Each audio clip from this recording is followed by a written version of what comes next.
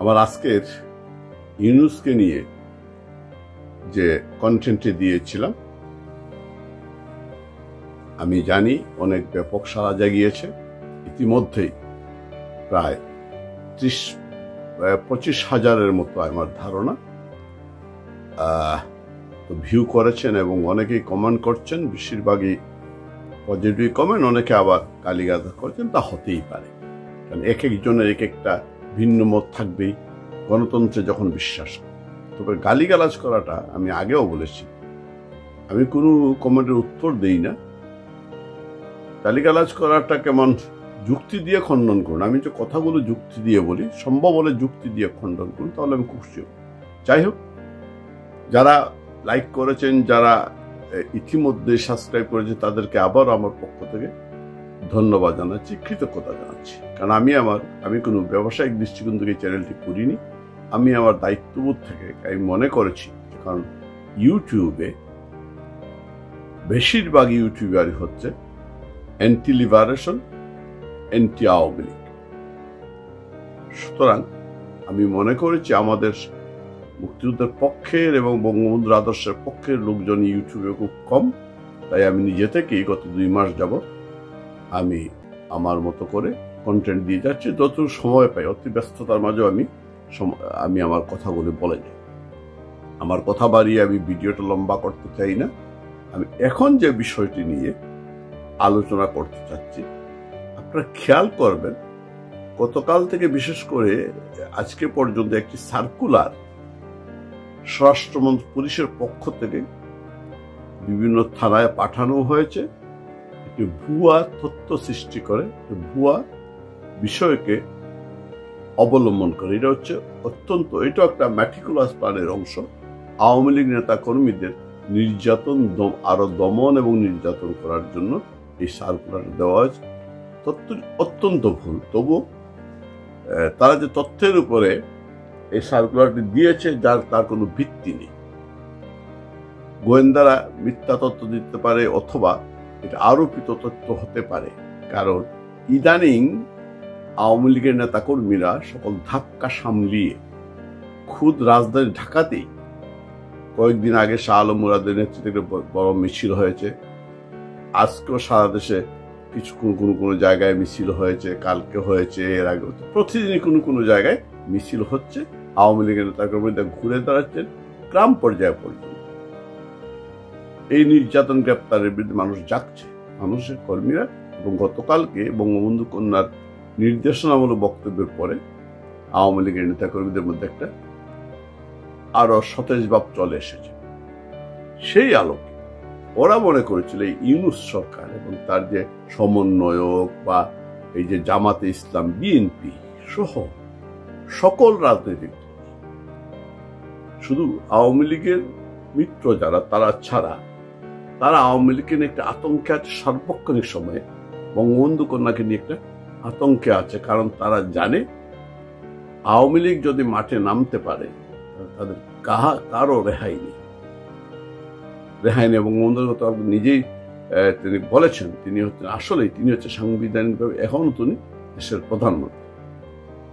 সুতরাং এই ভয় থেকে তারা বিভিন্নভাবে আওয়ামী লীগ নেতা কর্মীদের নির্যাতন, জেল এবং পিটিয়ে হত্যা করা, জেলের ভিতরে মেরে ফেলা, হাসপাতালে ডাক্তারের সামনে, নার্সের সামনে অক্সিজেন খুলে নিয়ে মেরে ফেলা, শিবির কর্মীর, আওয়ামী লীগের একজন নেতাকে, কর্মীকে।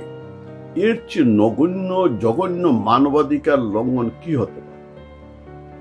তা হচ্ছে পুলিশের সহায়তায়, সেনাবাহিনীর সহায়তায় এবং এই রাজনৈতিক দলগুলোর কর্মীরা। তাদের আওয়ামী লীগ মানে তাদের কাছে আতঙ্ক। ওরা জানে আওয়ামী লীগ যখন ঘুরে দাঁড়াবে, এমনভাবে দাঁড়াবে আওয়ামী লীগকে প্রতিহত করার ক্ষমতা কারণ নেই। কারণ আওয়ামী লীগের সাথে জনগণ আছে। ইতিমধ্যে মানুষ বলতে শুরু করেছে, আগেই বলেছে, যে বিষয়টি আমি বলতে চাচ্ছি, একটা উরু তথ্য এবং তাদের বানোয়াট তথ্য করা সৃষ্টি করেছে। ইতিমধ্যে তারা প্রথমে 5ই আগস্টের পর থেকে ধারাবাহিকভাবে আওয়ামী লীগের নেতাকর্মীদের গ্রেপ্তার করছে, তাদেরকে বাড়িতে না পেরে তাদের মাকে গ্রেপ্তার করছে, বাপকে হত্যা করছে, ভাইকে গ্রেপ্তার করছে, মাকে মেরে ফেলছে, ভাইকে মেরে ফেলতেছে। তারপরে অপারেশন ডেভিল হান্টের নামে আওয়ামী লীগ নেতাকর্মীদের গ্রেপ্তার করা হচ্ছে। এখনো সেই গ্রেপ্তার অভিযান অব্যাহত আছে। জামিন পেয়েও ওই জঙ্গিদের হাত থেকে আওয়ামী লীগের সাংসদ রক্ষা পাচ্ছেন, জামিন পেয়েছে আদালতে। তারপরে তাকে মেরা হয়েছে, আবার পুলিশে ওই কোন মামলা ছাড়াই তাদের গ্রেপ্তার করে নিয়ে যাচ্ছে। হাজার হাজার লাখে লাখে নেতা। তারপরে আওয়ামী লীগ কিন্তু দমে নেই। নতুন ষড়যন্ত্র হচ্ছে, কোথা থেকে ওরা তথ্য পেয়েছে যে বঙ্গবন্ধু কন্যা দেশে ফিরে আসবেন এবং তার জন্য আওয়ামী লীগের নেতাকর্মীদের নির্দেশ দেওয়া হয়েছে যে প্রত্যেক ইউনিয়ন থেকে কমপক্ষে 200 থেকে 250 নেতাকর্মী যেন সর্বাত্মক প্রস্তুতি নিয়ে ঢাকায় আসে। আমরা জানি না, আওয়ামী লীগ জানে না, তারা জানে।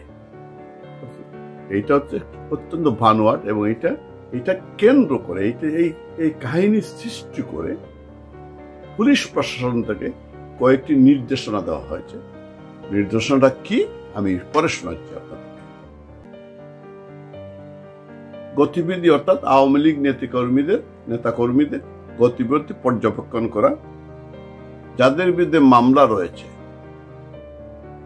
মোবাইল ট্র্যাকিং এর মাধ্যমে তারা অবস্থান নিশ্চিতের গ্রেপ্তারের ব্যবস্থা করা, গুরুত্বপূর্ণ স্থানে চেকপোস্ট স্থাপন করা, নৌঘাট রেল স্টেশন বাস স্ট্যান্ডে নজরদারি করা, স্থানীয় রাজনৈতিক নেতৃবৃন্দের বিএনপি, জামাত ইসলামী এবং জাতীয় নাগরিক পার্টি যেটা সরকারের কিংস পার্টি, এই 3টি সংগঠনের স্থানীয় নেতাদের সহযোগিতায়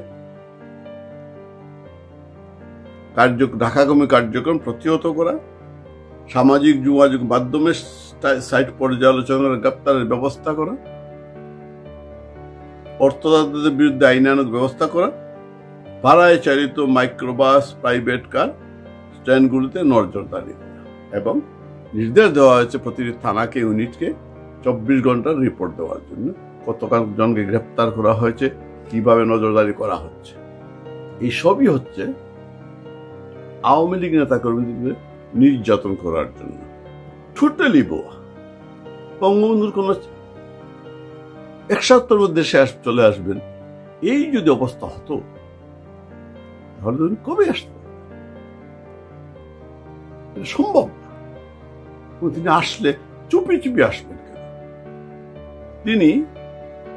তিনি যেদিন আসবেন সেই দিন ঘোষণা দিয়ে আসবেন এবং ঢাকায় লাখো লাখো মানুষের সমাবেশ হবে। এইটাকে আটকাতে পারবে না। সুতরাং আওয়ামী লীগ নেতা কর্মীদের প্রতি আমার অনুরোধ, আপনারা অত্যন্ত সাবধানে থাকবেন, নিরাপদ থাকবেন। যখন কারোর সাথে কথা বলেন মোবাইলে খেয়াল রাখবেন যাতে কেউ ট্র্যাক করছে কিনা, অথবা ফেসবুকে, বিশেষ করে দেশে যারা আছেন সামাজিক যোগাযোগ মাধ্যমে বক্তব্য কোনো কথা বলার সময় কোনো পোস্ট দেওয়ার জন্য সতর্কতা অবলম্বন করবেন। দরকার হলে ভিন্ন নাম, নতুন নামে অ্যাকাউন্ট খুলবেন, খুলে যোগাযোগ করবেন হোয়াটসঅ্যাপ গ্রুপে, সেইভাবে কথা বলবেন। আমি এই জন্য এই কন্টেন্টটি করলাম আপনাদেরকে অনুরোধ করার জন্য। ষড়যন্ত্র চলবে, শেষ করার আগে আমি একটি কথা বলতে চাই। এইটা হচ্ছে আমার মূল কথা।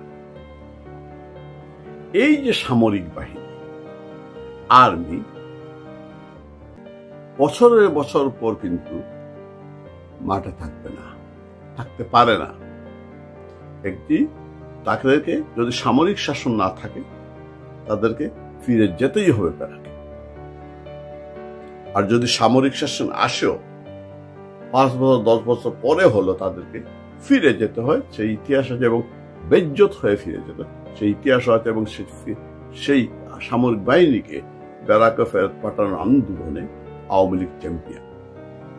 মূল কথায় আসি, কর্মীদেরকে এতক্ষণ সতর্কতা করলাম, এখন আমি আশার বাণী শুনতে চাই।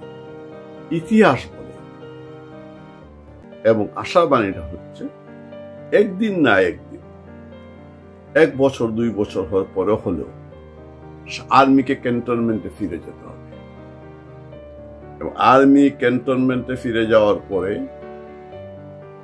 এই জামাত, বিএনপি, এনসিপি এবং ইউনূস বুঝবে আওয়ামী লীগ কাকে বলে। আওয়ামী লীগ চিনতে পারো নাই, সামরিক বাহিনী দিয়ে কয়দিন, আর্মি দিয়ে কয়দিন শাসন করবে?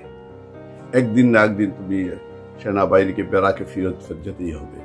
সেনাবাহিনী যখনই বেড়াতে ফেরত যাবে তখন বুঝবে আওয়ামী লীগ কাকে বলে, আওয়ামী লীগ কত প্রকার, কি কি আওয়ামী লীগ আন্দোলন কিভাবে করতে হয়, কিভাবে অবৈধ সরকারকে টেনে নামাতে হয়, কিভাবে বিচারের সম্মুখীন করতে হয়, আওয়ামী লীগ সেটা জানে।